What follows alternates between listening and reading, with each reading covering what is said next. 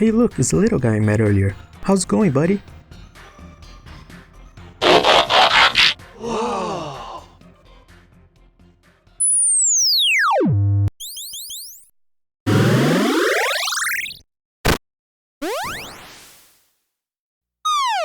Mischief Makers! Hello again, I'm Gabe. And I'm Johnny, and welcome to another episode of Super Geek Brothers. Today we're going to talk about Mischief Makers, a Nintendo 64 game released back in 1997, developed by Treasure and published by Enix and Nintendo. Professor Theo is on vacation on Planet Clancer, just minding his own business, waiting for his assistant Marina to return, when all of a sudden he gets kidnapped, the first of many by the way, by evil Clancers, inhabitants of this planet. And who's gonna save the professor now? Enter the Ultra Intergalactic Cybot G, Marina Lightyears. So Marina sets out on her quest to save her prof. Yeah, that's how she calls him. She ends up meeting various Clancers and quickly learns that not all of them are evil and are in dire need of her help. Because their planet's at war, with the evil empire conquering the land while a few resistant members try to defend themselves, and Marina gets caught in the middle of all of this. Mostly because the empire was the one responsible for the prof's abduction as well. Now it's up to her not to only save the prof, but the day. Unlike most platformers out there, you don't jump on or punch enemies to defeat them, no. Marina has the amazing power of grabbing things. And what does she do with the things she grabs, I hear you ask? Well, she shakes them and throws them, but mostly shake like a lot, like a whole lot. Seriously, get used to shaking everything you see.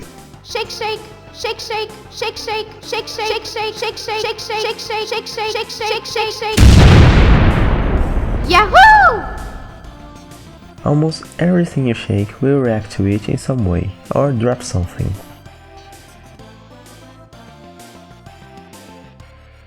Oh my, I think I killed it. And regular NPCs can be grabbed and thrown, just like the enemies, and someone they can die. Marina has the most powerful hands in the galaxy. She can grab anything, and I mean anything. From people to giant robots, from missiles to even laser blasts if you time it right. She literally grabs lasers and throws them back. She's a goddamn Super Saiyan. You collect gems to recover health and buy continues and hints.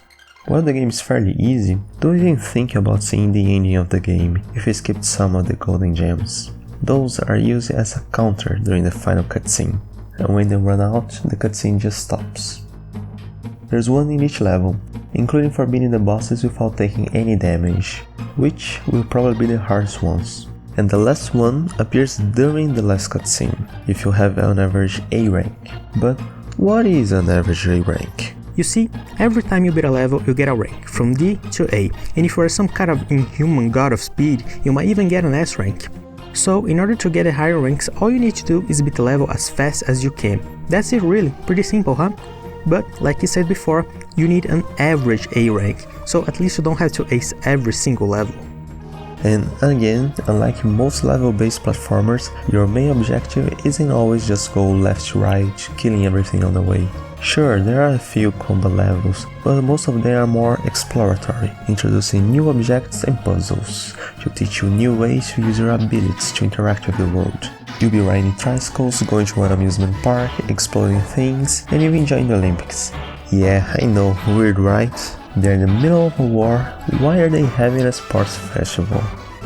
Hey, isn't she basically cheating using all of her abilities? Probably.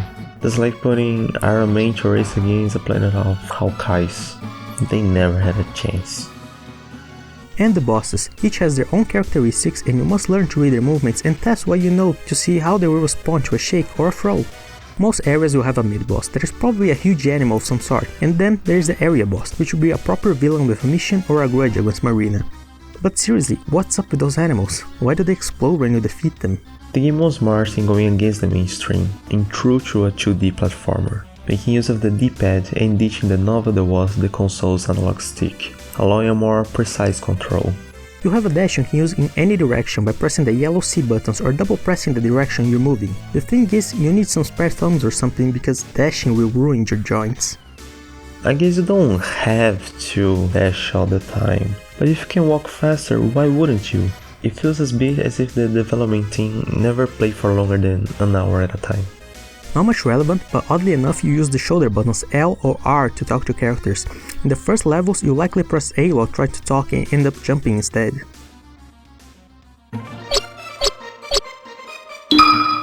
The game didn't go so well at the time of its launch, and I think it's mainly because of its art style. Not the anime part, that part's great. But the N64 was out for a year now, and a 3D game was practically mandatory for the console. How could they dare go against the future and release a 2.5D side-scroller platformer? I think that's why. Well, I'm glad they did. Mischief Makers used pre-rendered 3D sprites like Donkey Kong Country did on the Super Nintendo, and only goes for true 3D objects when it absolutely makes sense to do so, like a rolling stone or a moving platform. The creative team did what they knew, they did it well. I mean, just look at the Japanese box and cartridge arts. They're so much better. The levels look alive and diverse even with so few of them. It's honestly kinda sad. The game is really fun, but not only there are very few levels, some of them are unnecessarily short. But what's up with those buildings' faces anyway? Are they alive? Are they in pain? Are they dead planters? Are they block creatures and this is not unlike building houses out of animals? Are they gyroids? The soundtrack's great, with mostly upbeat, fast-paced music that just screams space adventure.